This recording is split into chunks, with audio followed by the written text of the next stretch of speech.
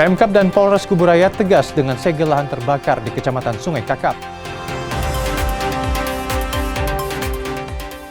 Berenang bersama teman, seorang remaja 13 tahun tenggelam di Sungai Alalak, Barito, Kuala.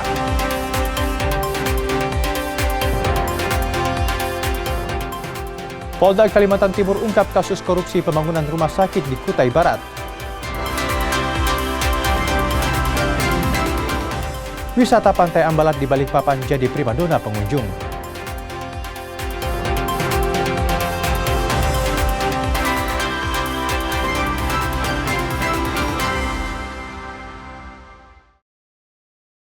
Halo, selamat pagi saudara, apa kabar? Anda menyaksikan Kompas Pagi hari ini 26 Januari 2026. Dan saudara, seperti biasa, selain 4 sorotan utama tadi, sejumlah informasi menarik lainnya seputar Pulau Kalimantan juga telah kami siapkan untuk mengisi ruang informasi Anda. Bersama saya Fiza Erwin, selama 1 jam ke depan, segera kita simak Kompas Pagi selengkapnya hanya di Kompas TV, independen, terpercaya.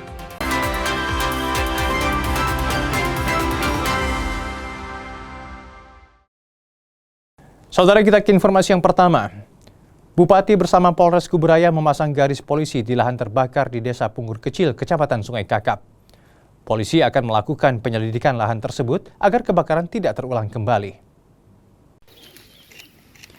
Lahan terbakar di belakang perumahan Daraya Saka Serdam yang masih dalam proses pembangunan di Desa Punggur Kecil, Kecamatan Sungai Kakap ini disegel oleh Bupati dan Polres Kuburaya pada Jumat pagi 23 Januari. Bupati Kuburaya Sujiwo menyatakan penyegelan dilakukan karena lahan tersebut kerap terbakar sehingga menjadi atensi polisi yang akan melakukan penyelidikan. Lahan yang terbakar selama beberapa hari ini sudah meluas hingga 9 hektar dan sudah mendekati permukiman warga. Kebakaran hutan dan lahan ini selalu terjadi ketika kemarau, ya, otomatis itu. Terus kemudian bahasa dan kalimat klasik, ya, yang kadangkala membuat kita lelah sebenarnya. Tetapi karena kita pemimpin daerah, kemudian aparat penegak hukum dalam hal ini kepolisian melakukan tugas kenegaraannya, maka kita tidak boleh lelah. Tapi perlu kami sampaikan bahwasanya dampak dari kebakaran hutan dan lahan ini sangat luar biasa. Dari mulai akan mengganggu penerbangan. Ketika penerbangan itu terhenti, maka pergerakan ekonomi akan berdampak yang luar biasa. Ibtu Nunut Rivaldo Simanjuntak, Kasat Reskrim Polres Kuburaya menyebut pemasangan garis polisi untuk menjaga lokasi berstatus quo sehingga tidak boleh diganggu-gugat agar tidak menghilangkan barang bukti. PJU Polres melaksanakan polis line yang bisa kita lihat terjadi kebakaran hutan. Jadi tujuannya untuk menjaga status quo, ya, supaya ke depan masyarakat bisa melihat bahwa daerah ini sudah dalam atensi penegak hukum agar tidak diganggu-gugat, agar di dalam penyelidikan tidak terganggu bagi kami. Takutnya ada oknum-oknum yang tidak bertanggung jawab, merusak TKP atau menghilangkan barang bukti segala macam. Polisi juga mengimbau semua pihak jika memiliki informasi soal lahan yang terbakar bisa menyampaikannya ke polisi sehingga memudahkan proses pengungkapan. Doris Pardede, Kompas TV, Kuburaya, Kalimantan Barat. Sebelumnya, saudara, kebakaran lahan gambut terjadi di dekat Bandara Internasional Supadio, Kabupaten Kuburaya, Kalimantan Barat. Agar tidak meluas, Bupati dan Kapolres Kuburaya turun langsung untuk melakukan pemadaman. Seperti inilah kondisi kebakaran lahan gambut di Jalan Angkasa Pura, Desa Limbung, Kecamatan Sungai Raya pada Kamis sore 22 Januari. 3 hari terjadi, kebakaran belum bisa dipadamkan. Bupati Kuburaya Sujiwo bersama polisi dan BPBD melakukan penyemprotan untuk melokalisir api agar tidak meluas. Bupati menekankan semua tim dan pihak terkait untuk berupaya maksimal memadamkan karhutla agar tidak sampai mengganggu penerbangan. Kadang-kadang Kuburaya ini menjadi atensi, kenapa? Karena Kuburaya mempunyai objek vital yang namanya Bandara Supadio. Sehingga kita menjadi atensi nasional, menjadi atensi pemerintah provinsi, dan menjadi atensi kabupaten kota yang lainnya. Kita akan berupaya supaya tidak terjadi kepekatan, maka dengan cara ini supaya jarak pandang tidak berkurang di bawah 2000. Nah, kalau masih 3.000 ke atas sampai 5.000, insya Allah penerbangan masih aman. Sorotan lainnya, saudara, dampak banjir yang merendam kawasan Sungai Gampa, Banjarmasin selama sepekan terakhir sebabkan kerusakan infrastruktur yang cukup parah. Hampir sepanjang akses jalan utama di wilayah tersebut kini dalam kondisi hancur dan berlubang. Pasca surutnya banjir, kerusakan jalan terjadi di kawasan Sungai Gampa, Banjarmasin. Jalan lintas permukiman dari konstruksi semen ini tampak pecah dan terbelah di sejumlah titik. Lubang-lubang besar di tengah jalan kini kerap terisi air dari luapan sungai yang berada tepat di sampingnya. Pengendara harus ekstra waspada karena permukaan jalan yang licin dan berlubang sangat berisiko menyebabkan terperosok atau tergelincir. Menurut warga, kerusakan ini sebenarnya sudah terjadi hampir 1 tahun lamanya. Namun karena tak kunjung diperbaiki, semakin rusak akibat banjir. Tuh, lihat kena kau lewat semalam tuh, kalau pas patah tuh kena kau lewat bukan sini, tapi di seberang tuh ada jalan, lalu jalan di seberang tuh yang terpakai ke sana. Kalau jalanan di situ putus, ya Pak, maka penjauhin keluar taros, nggak ada di sini gawian. Ada sebanyak 160 kepala keluarga yang bergantung pada satu-satunya akses jalan ini untuk beraktivitas sehari-hari. Ketua RT setempat bilang sudah sering mengusulkan perbaikan, namun belum ada realisasi.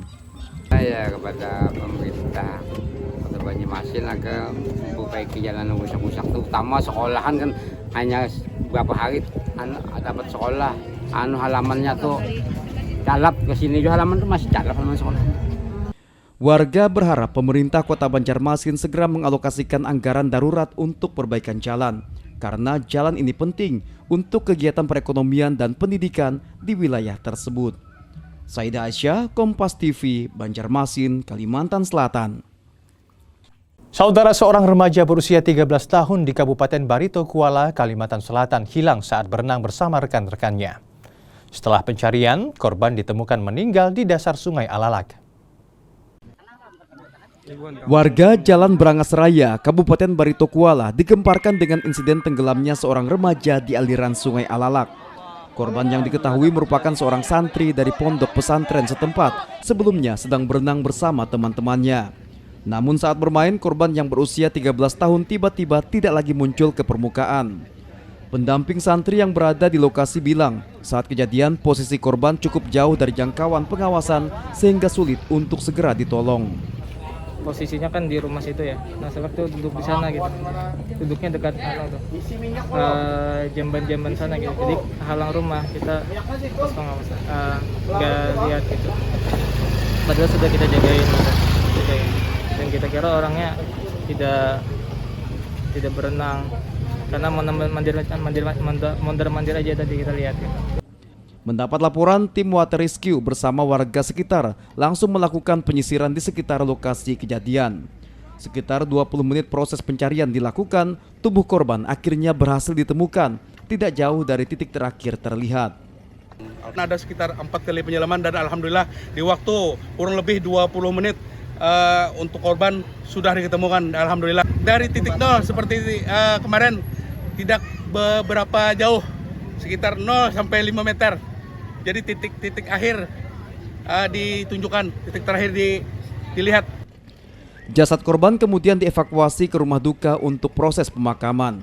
Atas kejadian ini, masyarakat yang tinggal di sepanjang bantaran sungai diimbau lebih waspada dan memperketat pengawasan terhadap anak-anak, terlebih saat beraktivitas di sekitar sungai karena arus sungai yang seringkali tidak terprediksi. Saida Aisyah, Kompas TV, Barito Kuala, Kalimantan Selatan.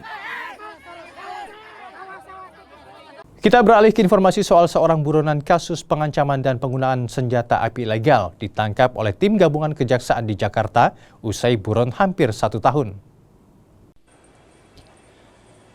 Kejaksaan Negeri Balikpapan menangkap seorang buronan bernama Munakar Lumban Gaul yang kabur keluar kota Balikpapan sejak tahun 2024 lalu. Buronan tersebut merupakan terpidana kasus pengancaman terhadap petugas dan penggunaan senjata api ilegal. Terpidana melarikan diri setelah mendapatkan putusan hukum selama 5 bulan penjara. Terpidana meninggalkan kota Balikpapan tanpa izin, sehingga menjadi daftar pencarian orang. Penangkapan terpidana dilakukan oleh tim gabungan di wilayah Jakarta Selatan. Proses pelacakan tidak mengalami kendala berarti, karena terpidana aktif menggunakan media sosial. Selanjutnya, terpidana dibawa ke Rutan Balikpapan untuk menjalani masa hukuman sesuai putusan pengadilan. Putusan kasasi Mahkamah Agung terhadap terpidana dikenakan ancaman dikenakan penjara selama 5 bulan. Nah, sejak tahun 2024 telah kita keluarkan surat DPO karena beberapa kali kita datangi di rumah kediaman terpidana tidak menyerahkan diri, sehingga pada hari Rabu dilakukan penangkapan di Kejaksaan Agung dari tim Kejati dibantu dengan rekan-rekan dari Kejaksaan Negeri Blitar. Kejaksaan Agung atensi jaksa tuntaskan perkara mandek. Informasi ini selengkapnya akan kami hadirkan usai jeda.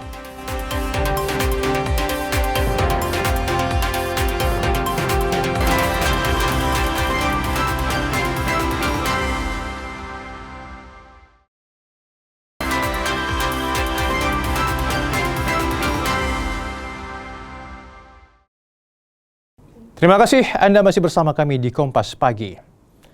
Saudara Subdit Tipikor Direktorat Reserse Kriminal Khusus Polda Kalimantan Timur ungkap dugaan tindak pidana korupsi dalam proyek pembangunan Rumah Sakit Pratama Bekongkong, Kecamatan Jempang, Kabupaten Kutai Barat. Kerugian negara dalam kasus ini mencapai 4,1 miliar rupiah. Dalam perkara ini, penyidik sudah menetapkan 2 orang sebagai tersangka, yakni RS merupakan Kepala Dinas Kesehatan Kutai Barat dan S selaku kontraktor. Penetapan dilakukan setelah ditemukan bukti kuat adanya penyalahgunaan wewenang dan persekongkolan dalam proses pembangunan. Penyidik turut menyita sejumlah barang bukti, di antaranya uang tunai 70 juta rupiah, dokumen proyek, 1 unit hard disk, tablet, dan sejumlah ponsel milik tersangka. Kasus ini bermula dari adanya perbedaan antara nilai perencanaan teknis mencapai 145,4 miliar rupiah dengan alokasi anggaran tahun 2024. Namun, anggaran hanya tersedia 48,01 miliar.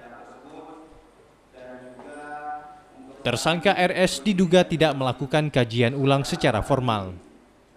Namun, hanya memerintahkan penyesuaian desain secara lisan tanpa kontrak perubahan yang sah. Pembangunan rumah sakit ini baru menyentuh 30% dan terkesan mangkrak. Selain kedua tersangka, Polda Kaltim juga meminta keterangan 30 saksi dan saksi ahli. Kedua tersangka dijerat pasal tindak pidana korupsi dengan ancaman di atas 5 tahun penjara.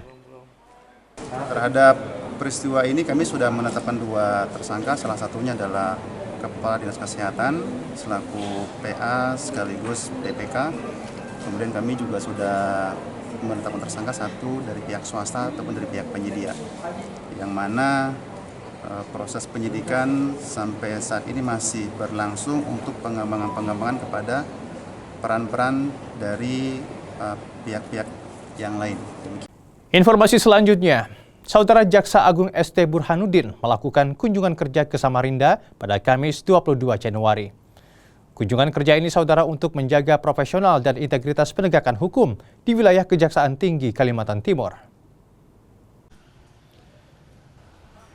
Dalam kunjungan kerja ini, Jaksa Agung memberikan atensi kepada para jaksa agar perkara yang mandek segera diselesaikan. Kepala Pusat Penerangan Hukum atau Kapus Penkum Kejagung, Anang Supriyatna bilang, jika terjadi kendala saat menuntaskan perkara, Kejagung siap memberi dukungan untuk penyelesaian. Selain itu, jika ada perkara yang mandek atau sudah lama dan cukup bukti, segera ditingkatkan dari proses penyelidikan ke penyidikan. Dan jika tidak cukup bukti, diproses sesuai aturan perundang-undangan. Ada atensi khusus Pak? Yang pertama, agar segera melakukan proses penegak hukum secara profesional dan berintegritas dan menuntaskan perkara-perkara yang menjadi tunggakan. Apabila memang ini menjadi kendala, disampaikan apa yang jadi kendalanya dan Kejaksaan siap mensupport, dan juga menuntaskan perkara-perkara yang sudah lama. Apabila memang cukup bukti segera ditingkatkan, tapi kalau memang tidak cukup bukti ya diproses sesuai aturan yang berlaku.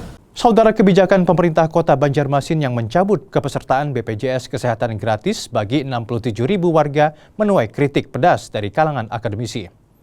Guru Besar Universitas Lambung Mangkurat menilai langkah efisiensi anggaran tersebut salah sasaran karena mengorbankan hak dasar masyarakat di tengah prioritas belanja daerah yang masih bisa dihemat. Langkah pemerintah Kota Banjarmasin dalam melakukan pengetatan anggaran kini menjadi sorotan tajam. Pencoretan 67.000 peserta BPJS Kesehatan yang dibiayai pemerintah daerah dianggap sebagai kebijakan yang kurang berempati kepada masyarakat kelas bawah. Guru Besar Fakultas Ekonomi dan Bisnis ULM, Muhammad Handri Imansyah menegaskan, efisiensi seharusnya menyasar pos belanja non-prioritas.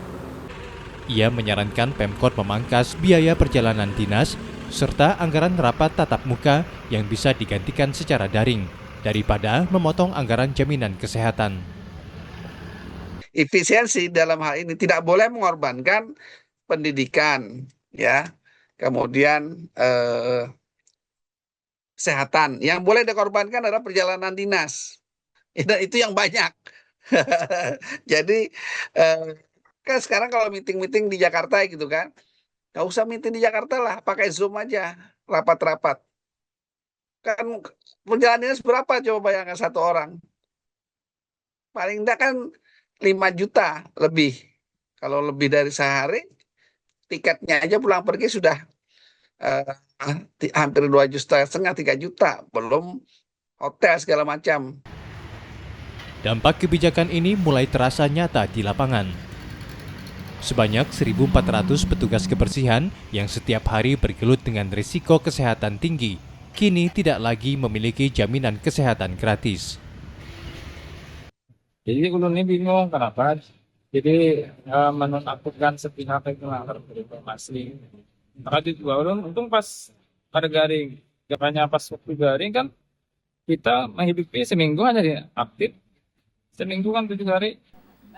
Kesulitan serupa dialami Sunarti, seorang petugas kebersihan sekolah. Ia kini bingung mengobati suaminya yang mengidap gejala penyakit paru-paru. Karena saat akan meminta rujukan ke rumah sakit, status BPJS keluarganya dinyatakan sudah tidak ditanggung oleh pemerintah kota. Pencabutan masal ini berlaku efektif sejak awal Januari 2026. Warga berharap Pemkot Banjarmasin dapat meninjau ulang kebijakan tersebut dan mengembalikan hak kesehatan bagi masyarakat kurang mampu dan pekerja berisiko tinggi. Arpawi, Kompas TV, Banjarmasin, Kalimantan Selatan. Kita ke informasi selanjutnya. Saudara, mengatasi kemacetan yang kian semrawut di pusat kota, Dinas Perhubungan bersama Satuan Lalu Lintas Polres Banjarbaru akan memberlakukan rekayasa arus lalu lintas di kawasan Bundaran Simpang 4.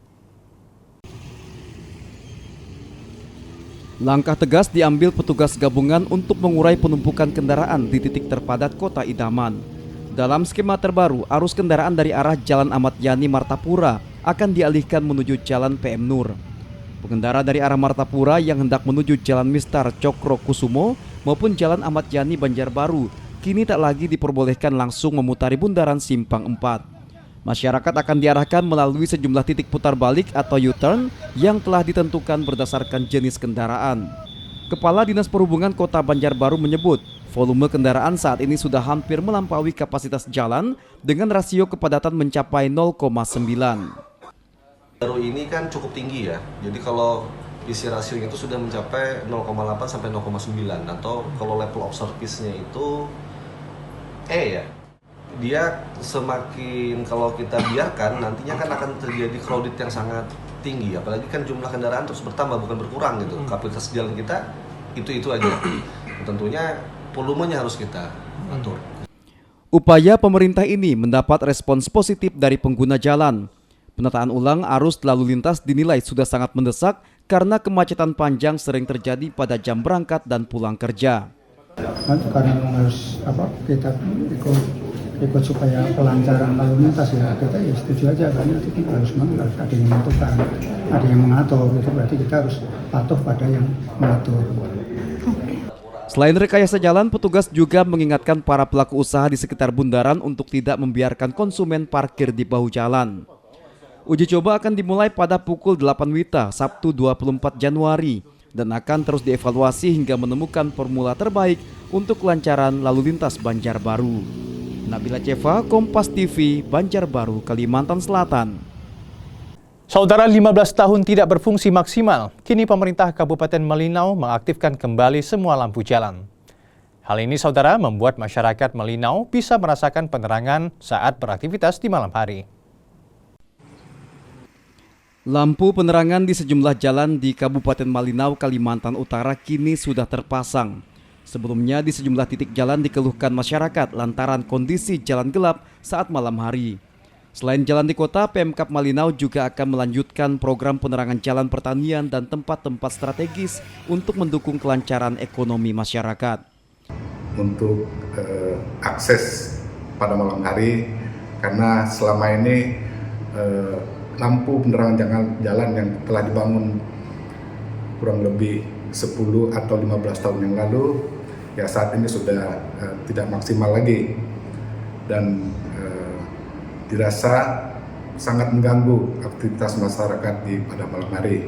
Kini dengan sudah terpasangnya lampu penerangan jalan yang baru setelah 15 tahun tidak berfungsi maksimal, masyarakat bisa dengan leluasa beraktivitas dengan nyaman. Tadi siang saya turun ke Malinau, masuk Malinau. Ternyata di Malinau ini sudah ada penerangan di tiap-tiap jalan ini. Jadi kami yang berada di Malinau jadi tidak ada rasa takut, sudah mengelilingi Malinau karena sudah ditaruh lampu penerangan tiap-tiap jalan, tiap-tiap simpang. Masyarakat juga berharap lampu penerangan jalan bisa dipasang hingga ke desa pedalaman dan perbatasan. Rijal Mustafa, Jasmine Japar, Kompas TV, Malinau, Kalimantan Utara. Pemecahan rekor muri edukasi gizi serentak. Informasi ini akan kami hadirkan sesaat lagi.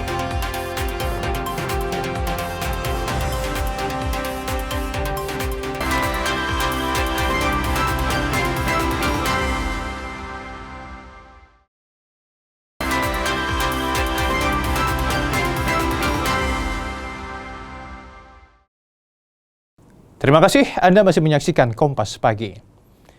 Saudara, kolaborasi penguatan pengawasan penyiaran dilakukan di Kota Pontianak, Kalimantan Barat. Hal ini, saudara, untuk mencegah penyebaran konten radikal dan provokatif di masyarakat. Komisi Penyiaran Indonesia Daerah Kalimantan Barat menyosialisasikan literasi media di Aula Rumah Dinas Wali Kota Pontianak.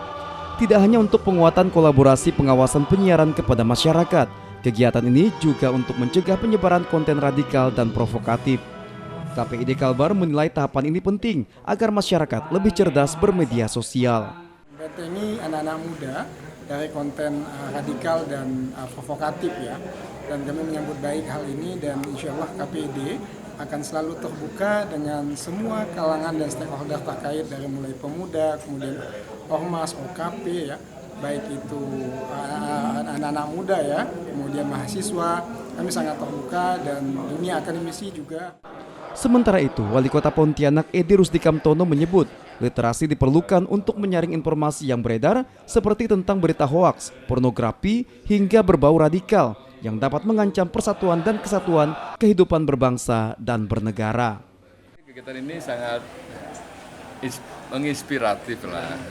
KNPI yang periode Bang Jani gebrakan kegiatannya banyak yang aktif ya. Ini bentuk daripada kepedulian melihat kondisi media konten-konten media sosial terutama dan penyiaran yang perlu adanya kesepahaman. Sosialisasi ini diinisiasi oleh Organisasi Kepemudaan Komite Nasional Pemuda Indonesia Pontianak bersama KPID Kalbar dan melibatkan lembaga penyiaran. Satu di antara yang turut berpartisipasi adalah Kompas TV Pontianak. Dion Setiawan, Kompas TV Pontianak, Kalimantan Barat. Kita ke informasi seputar ibadah haji 2026. Saudara, dari data kuota 1071 calon jemaah haji Kota Samarinda, Kalimantan Timur, Fahri tercatat jadi jemaah termuda yakni berusia 18 tahun. Kini Fahri tengah mempersiapkan kebutuhannya sebelum diberangkatkan ke Tanah Suci.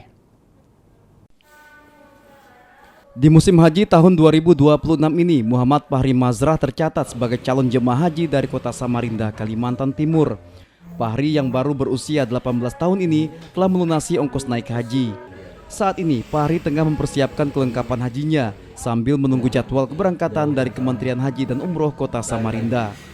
Fahri sudah melakukan pengecekan kesehatan dan membeli perlengkapan seperti kain ihram yang akan digunakan saat melaksanakan ibadah haji.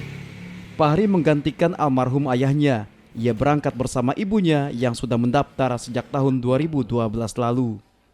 Berangkatnya bareng ibu juga, sekalian dampingin ibu. Gimana perasaan kamu bisa berangkat haji di usia yang masih tergolong muda? Ya, alhamdulillah sih, sekalian mendampingi orang tua saya yang perempuan. Dan saya bangga mungkin di usia 18 tahun ini saya berangkat haji. Kementerian Haji dan Umroh Kota Samarinda bilang, Fahri memang jadi jemaah termuda setelah pelimpahan porsi orang tuanya yang meninggal. Menurut data yang kami dapat di Seskohat Haji, yang termuda itu bernama Muhammad Fahri Mazrah, berumur 18 tahun. Itu karena dia pelimpahan porsi dari orang tuanya meninggal, maka dia menggantikan orang tuanya sehingga dia termasuk orang yang termuda untuk berangkat pada tahun ini. Selain persiapan kesehatan, Fahri juga kini masih menunggu jadwal pendampingan untuk pelatihan manasik. Rijal Mustafa, Jasmine Japar, Kompas TV Samarinda, Kalimantan Timur. Saudara, petugas penyelenggara ibadah haji Arab Saudi 2026 mendapat materi terkait tugas fungsi dan layanannya masing-masing dalam pendidikan dan pelatihan di Asrama Haji Jakarta Timur. Selain itu, saudara, peserta diklat juga diberikan pemahaman lebih terkait penanganan pertolongan pertama untuk jemaah yang sakit dan pelajaran bahasa Arab.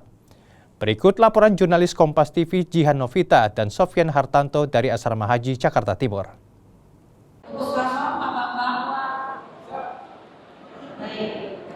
Ya, saudara, di minggu kedua pendidikan dan pelatihan petugas penyelenggara ibadah haji 2026 yang berlangsung di Asrama Haji Jakarta Timur ini diisi dengan materi-materi yang sesuai dengan tugas, fungsi, dan layanan masing-masing peserta. Mulai dari layanan lansia, kesehatan, perlindungan jemaah, akomodasi, transportasi, dan juga termasuk media center haji. Dan saat ini saya berada di dalam kelas layanan untuk konsumsi, saudara, di mana para peserta di sini diberikan segala informasi, segala pemahaman yang terkait dengan konsumsi untuk jemaah haji di Tanah Suci. Di antaranya, saudara, bagaimana untuk waktu yang tepat dalam pendistribusian konsumsi kepada jemaah haji, lalu juga bagaimana untuk memastikan kualitas dari makanan yang diberikan kepada jemaah haji ini tetap baik saat sampai di tangan para jemaah haji, lalu juga bagaimana pelayanan menu khusus untuk jemaah lansia dan jemaah yang memiliki kondisi kesehatan khusus. Ini semuanya diberikan, para peserta diberikan pemahaman sampai mereka benar-benar paham dengan tugas dan fungsi mereka bertugas di Tanah Suci nanti. Selain itu, di dalam kelas tugas, fungsi, dan layanan ini, para peserta diklat juga diberikan pemahaman dan juga materi yang harus dipedomani selama berada di Tanah Suci. Seperti ada pertolongan kesehatan darurat kepada jemaah haji Indonesia.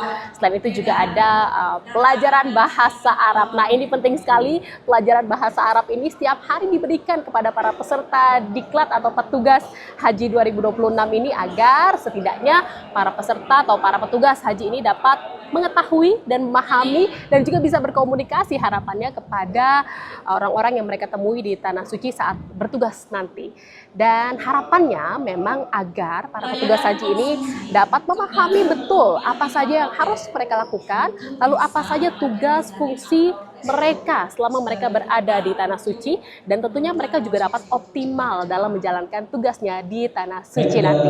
Jihan Novita, Sofyan Hartanto, Kompas TV, Jakarta. Kita akan menggunakan ini sebagai lobby, dan lobbynya itu Saudara, peringatan Hari Gizi Nasional tahun 2026 digelar lewat edukasi gizi serentak yang sekaligus pemecahan rekor muri.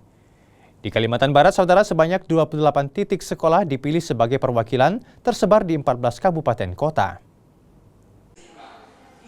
Pemecahan rekor muri dilakukan oleh Persatuan Ahli Gizi Indonesia atau Persagi secara nasional. Kegiatan dirangkai bertepatan dengan Hari Gizi Nasional ke-66 tahun 2026. Adapun program pencapaian dilaksanakan lewat edukasi gizi serentak di seluruh Indonesia.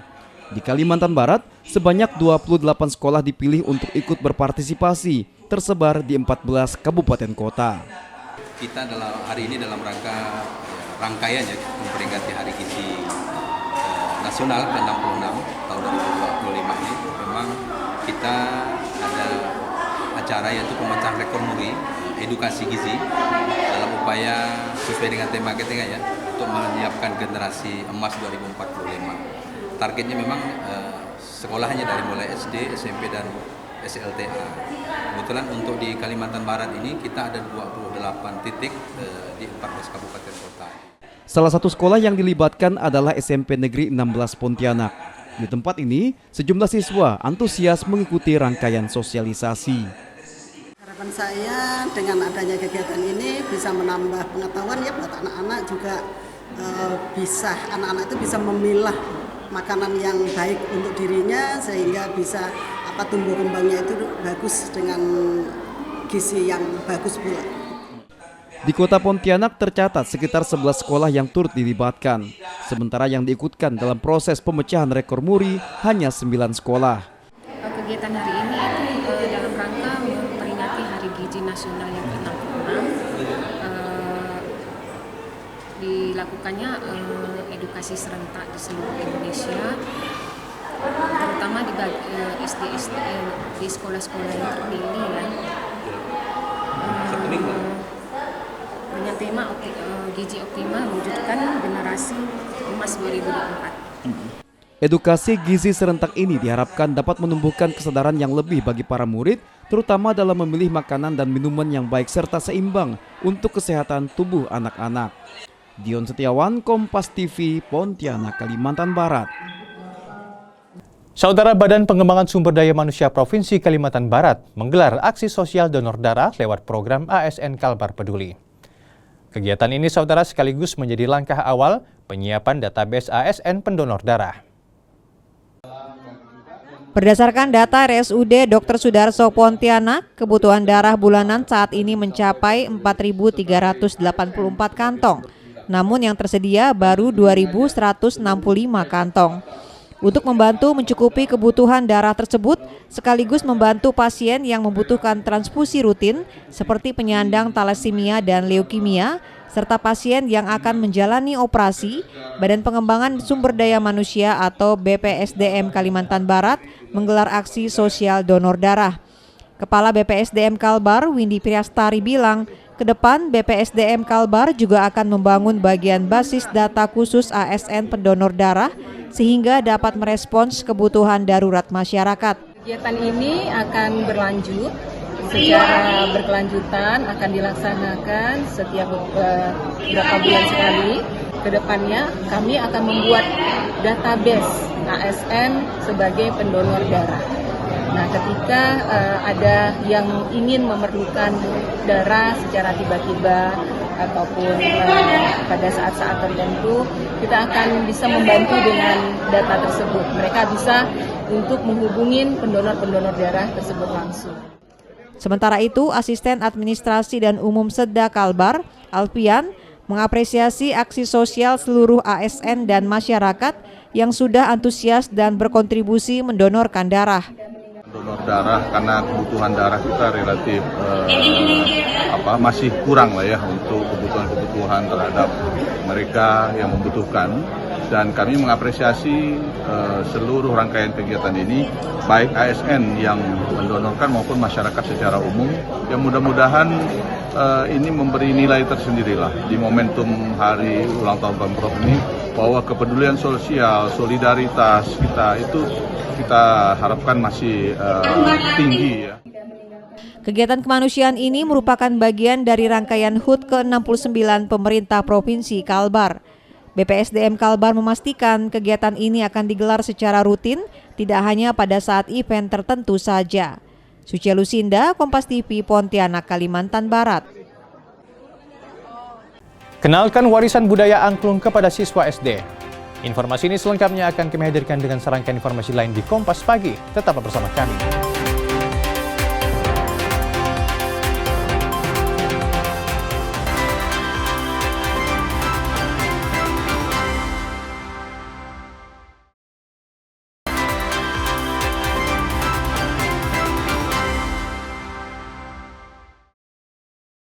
Terima kasih Anda masih setia bersama kami di Kompas Pagi.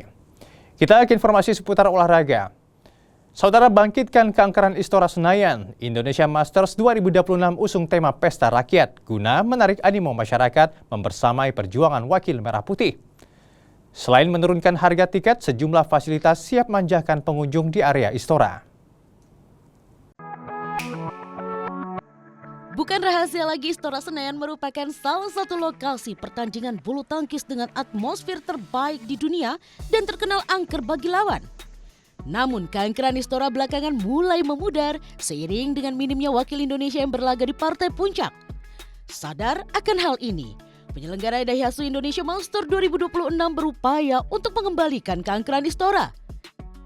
Di luar sisi teknis, penyelenggara menilai dukungan langsung masyarakat di stadion akan menjadi motivasi ekstra bagi para pemain. Dengan tajuk lebih semarak, berbagai upaya dilakukan guna meningkatkan kembali dukungan langsung badminton lovers. Mengusung tema Pesta Rakyat, perubahan dilakukan mulai dari menurunkan harga tiket masuk mulai dari Rp40.000. Di samping itu, untuk pertama kalinya pengunjung diperbolehkan masuk ke area Istora tanpa harus membeli tiket. Beragam fasilitas siap memanjakan pengunjung, mulai dari spot foto Instagramable, beragam permainan dengan hadiah menarik, hingga festival kuliner dengan harga ramah di kantong bisa dinikmati tanpa harus membeli tiket. Belum lagi ada videotron yang menyiarkan langsung laga di lapangan sehingga membuat suasana semakin hidup. Asikan yang sekarang sih Kak, terus juga banyak juga kan hadiahnya gitu. Jadi kita bisa nyoba berbagai games gitu, selain di bulu tangkisnya. Nih tadi saya nyoba ini Kak, bola, lempar bola terus ngegolin gitu. Terus ini masukin ke dalam lubang, terus juga ada basketnya. Ya seru sekarang sih permainannya. Kalau dulu kan mungkin akan banyak batasan-batasan restriksi yang membuat ruang gerak mereka untuk berinteraksi, untuk berimprovisasi di arena Istora ini mungkin akan terbatas. Sekarang itu kita hilangkan. Ya, jadi orang bebas datang, masuk, melihat, semuanya boleh dilihat. Satu-satunya screening kalau mereka masuk ke gedung. Itu memudahkan mereka untuk berinteraksi dan menikmati semua hal yang ada di sini.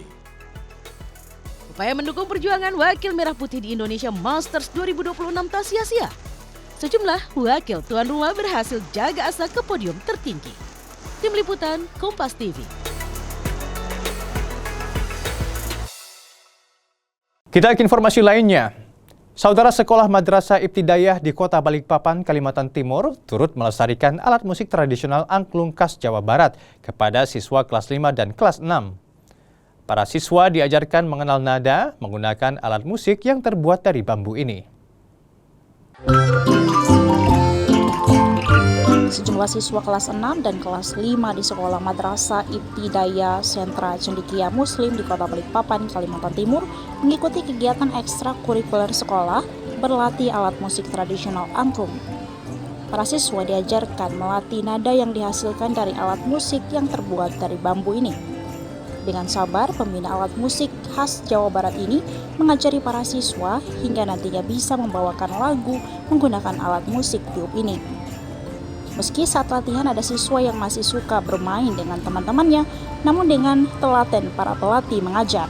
Untuk latihan angklung di sini kita untuk kegiatan ini biasanya eskulnya 1 minggu 1 kali, ya setiap hari Sabtu.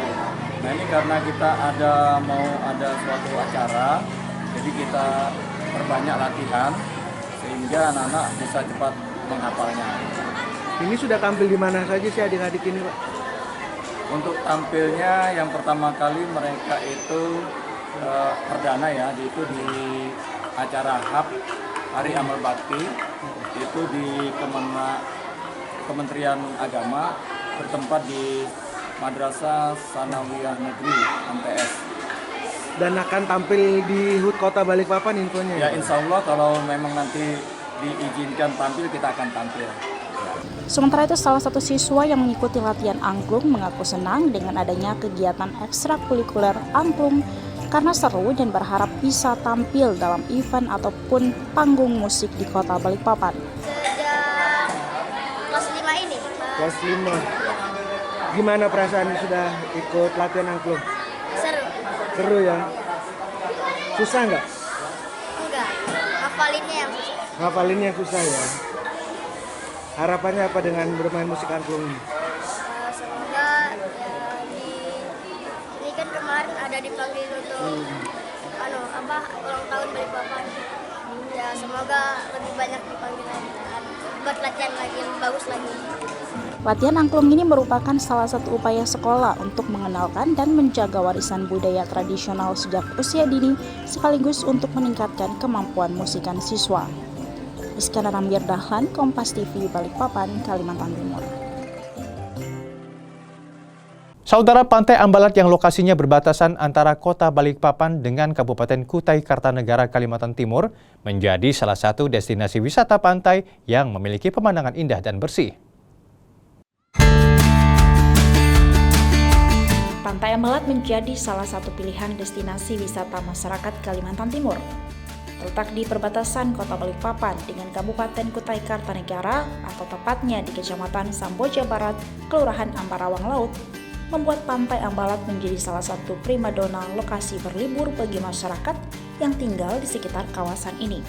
Pantai Ambalat menawarkan pemandangan yang indah dengan jajaran pohon cemara, hamparan pasir yang luas, hingga adanya fasilitas lain untuk menginap, mulai dari villa, resort, hingga glamping. Masuk ke lokasi wisata ini cukup terjangkau. Untuk biaya masuk satu motor seharga Rp15.000 dan mobil Rp30.000.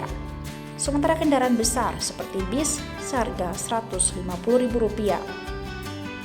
Pantai ini dikelola swadaya masyarakat melalui kelompok sadar wisata sejak tahun 2010 lalu dan perlahan terus berbenah. Swadaya masyarakat. Swadaya masyarakat ya? Swadaya masyarakat dari Popdarwis. Popdarwis. Ya, Popdarwis sadar wisata. Kalau pantai ini berada di daerah mana sih? Ini di Kabupaten Kutai Kartanegara, di sekarang Kecamatan Samboja Barat, tepatnya di Kelurahan Ambarawang Laut. Ambarawang Laut. Kalau untuk masuknya sendiri berapa sih Om? Saya terjangkau. Cuman tiket untuk mobil itu Rp30.000, untuk motor itu Rp15.000. Kalau untuk bus itu Rp150.000. Jadi kami tidak menghitung orang tapi kendaraan. Sangat terjangkau sih. Baik masyarakat yang ingin berwisata ke sini ya sangat terjangkau sekali. Keindahan pantai juga diakui oleh pengunjung. Pantai Ambalat dinilai cocok untuk liburan bersama keluarga dan cocok jika pengunjung ingin membawa anak-anak untuk berlibur. Wah, lumayan lah. Kalau untuk pantai, apalagi untuk anak-anak toh, untuk anak-anak liburan, pantainya nggak curam lah, lebih bagus, pemandangannya juga bagus, enak. Kebersihannya gimana? Kebersihannya bagus juga ya Bang? Juga, alhamdulillah. Abang sudah berapa kali kesini? Baru pertama ini. Oh, baru biasa pertama. Sering kan pantai yang apa? Lamaru, pantai yang di sebelah-sebelah lah. Baru ini coba ya, ini di sini. Bang, ini abang asalnya dari mana? Samarinda. Dari Samarinda. Ya. Emang milih liburan ke sini? Iya. Karena kakak sering ke sini. Oke, dengar cerita ya jadi. Ya, rekomen dari kakak sih. Oke. Di lokasi ini pengunjung juga harus mengikuti aturan yang ada, termasuk diantaranya ikut menjaga kebersihan dengan membuang sampah di tempat yang telah disediakan. Iskandar Amir Dahlan, Kompas TV, Balikpapan, Kalimantan Timur.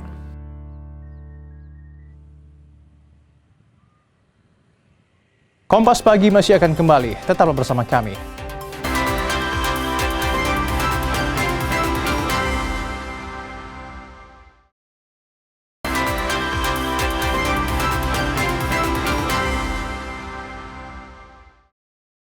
Terima kasih Anda masih bersama kami di Kompas Pagi. Dan saudara, bagi Anda yang tidak sempat menyaksikan informasi utama Kompas pagi hari ini, berikut kami hadirkan kembali untuk Anda. Lahan terbakar di belakang perumahan Daraya Saka Serdam yang masih dalam proses pembangunan di Desa Punggur Kecil, Kecamatan Sungai Kakap ini disegel oleh Bupati dan Polres Kuburaya pada Jumat pagi 23 Januari. Bupati Kuburaya Sujiwo menyatakan penyegelan dilakukan karena lahan tersebut kerap terbakar sehingga menjadi atensi polisi yang akan melakukan penyelidikan.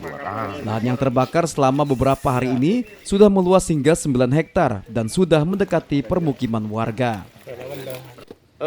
Kebakaran hutan dan lahan ini selalu terjadi ketika kemarau, ya, otomatis itu. Terus kemudian bahasa dan kalimat klasik, ya, yang kadangkala membuat kita lelah sebenarnya. Tetapi karena kita pemimpin daerah, kemudian aparat penegak hukum dalam hal ini kepolisian melakukan tugas kenegaraannya, maka kita tidak boleh lelah. Tapi perlu kami sampaikan bahwasanya dampak dari kebakaran hutan dan lahan ini sangat luar biasa. Dari mulai akan mengganggu penerbangan. Ketika penerbangan itu terhenti, maka pergerakan ekonomi akan berdampak yang luar biasa. Ibtu Nunut Rivaldo Simanjuntak, Kasat Reskrim Polres Kuburaya menyebut pemasangan garis polisi untuk menjaga lokasi berstatus quo sehingga tidak boleh diganggu-gugat agar tidak menghilangkan barang bukti. PJU Polres melaksanakan polis line yang bisa kita lihat terjadi kebakaran hutan. Jadi tujuannya untuk menjaga status quo, ya, supaya ke depan masyarakat bisa melihat bahwa daerah ini sudah dalam atensi penegak hukum agar tidak diganggu-gugat, agar di dalam penyelidikan tidak terganggu bagi kami. Takutnya ada oknum-oknum yang tidak bertanggung jawab, merusak TKP atau menghilangkan barang bukti segala macam. Polisi juga mengimbau semua pihak jika memiliki informasi soal lahan yang terbakar bisa menyampaikannya ke polisi sehingga memudahkan proses pengungkapan. Doris Pardede, Kompas TV, Kuburaya, Kalimantan Barat. Warga Jalan Brangas Raya, Kabupaten Barito Kuala digemparkan dengan insiden tenggelamnya seorang remaja di aliran Sungai Alalak. Korban yang diketahui merupakan seorang santri dari pondok pesantren setempat, sebelumnya sedang berenang bersama teman-temannya. Namun saat bermain, korban yang berusia 13 tahun tiba-tiba tidak lagi muncul ke permukaan. Pendamping santri yang berada di lokasi bilang, saat kejadian posisi korban cukup jauh dari jangkauan pengawasan sehingga sulit untuk segera ditolong. Posisinya kan di rumah situ, ya. Nah, sebab tuh duduk di sana gitu. Duduknya dekat jamban-jamban sana gitu. Jadi halang rumah kita pas pengawasan nggak lihat gitu. Padahal sudah kita jagain. Dan kita kira orangnya tidak berenang karena mondar-mandir aja tadi kita lihat. Gitu. Mendapat laporan, tim Water Rescue bersama warga sekitar langsung melakukan penyisiran di sekitar lokasi kejadian. Sekitar 20 menit proses pencarian dilakukan, tubuh korban akhirnya berhasil ditemukan, tidak jauh dari titik terakhir terlihat. Ada sekitar 4 kali penyelaman dan alhamdulillah di waktu kurang lebih 20 menit untuk korban sudah ditemukan, alhamdulillah. Dari titik nol seperti kemarin tidak beberapa jauh, sekitar 0 sampai 5 meter. Jadi titik akhir ditunjukkan, titik terakhir dilihat. Jasad korban kemudian dievakuasi ke rumah duka untuk proses pemakaman. Atas kejadian ini, masyarakat yang tinggal di sepanjang bantaran sungai diimbau lebih waspada dan memperketat pengawasan terhadap anak-anak, terlebih saat beraktivitas di sekitar sungai karena arus sungai yang seringkali tidak terprediksi. Saida Aisyah, Kompas TV, Barito Kuala, Kalimantan Selatan.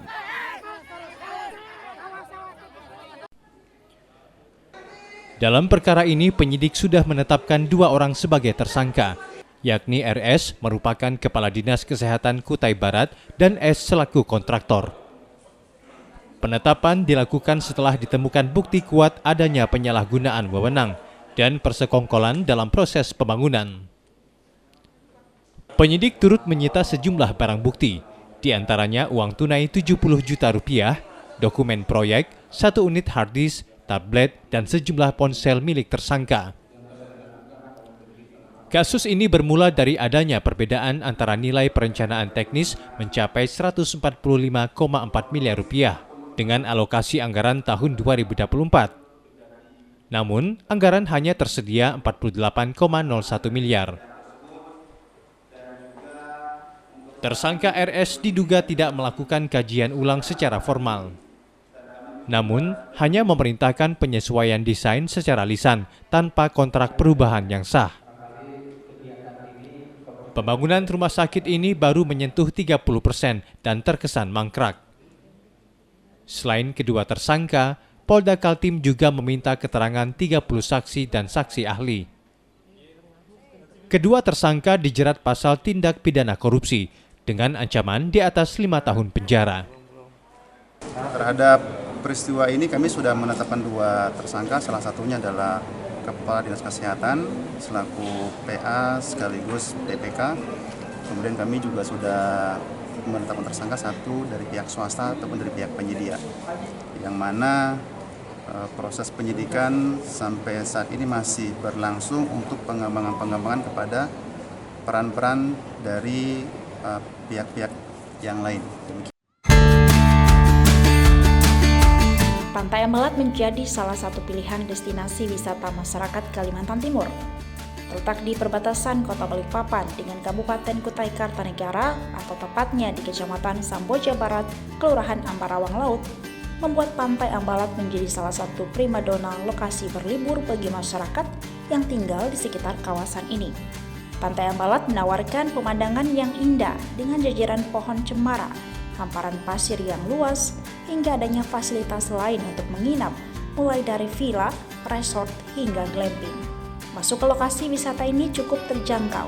Untuk biaya masuk satu motor seharga Rp15.000 dan mobil Rp30.000. Sementara kendaraan besar seperti bis seharga Rp150.000. Pantai ini dikelola swadaya masyarakat melalui kelompok sadar wisata sejak tahun 2010 lalu dan perlahan terus berbenah. Swadaya masyarakat. Swadaya masyarakat ya? Masyarakat dari Popdarwis. Popdarwis. Ya, Popdarwis sadar wisata. Kalau pantai ini berada di daerah mana sih? Ini di Kabupaten Kutai Kartanegara, di sekarang Kecamatan Samboja Barat, tepatnya di Kelurahan Ambarawang Laut. Ambarawang Laut. Kalau untuk masuknya sendiri berapa sih Om?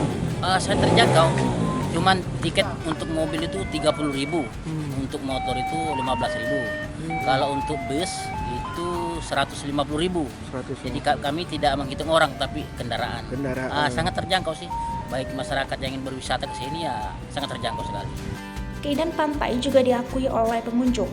Pantai Ambalat dinilai cocok untuk liburan bersama keluarga dan cocok jika pengunjung ingin membawa anak-anak untuk berlibur. Wah, lumayan lah. Kalau untuk pantai, apalagi untuk anak-anak toh, untuk anak-anak liburan, pantainya nggak curam lah, lebih bagus, pemandangannya juga bagus, enak. Kebersihannya gimana? Kebersihannya bagus juga ya, Bang? Juga, alhamdulillah. Abang sudah berapa kali kesini? Baru pertama ini. Oh, baru biasa pertama. Sering kan pantai yang apa? Lamaru, pantai yang di sebelah-sebelah lah. Baru ini coba ya, ini di sini. Bang, ini abang asalnya dari mana? Samarinda. Dari Samarinda. Ya. Emang milih liburan ke sini? Iya. Karena kakak sering ke sini. Oke, dengar cerita ya jadi. Ya, rekomen dari kakak sih. Oke. Di lokasi ini pengunjung juga harus mengikuti aturan yang ada, termasuk diantaranya ikut menjaga kebersihan dengan membuang sampah di tempat yang telah disediakan. Iskandar Amir Dahlan, Kompas TV, Balikpapan, Kalimantan Timur.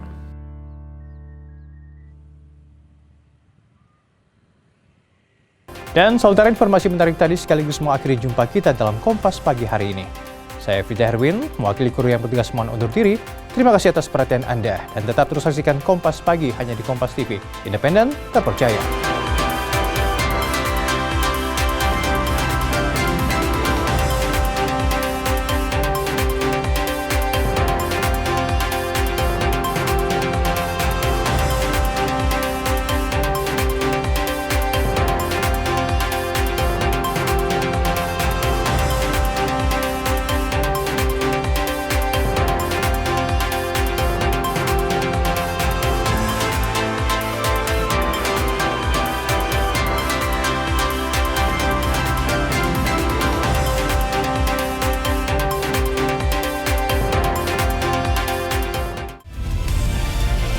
Kompas TV, independen, terpercaya.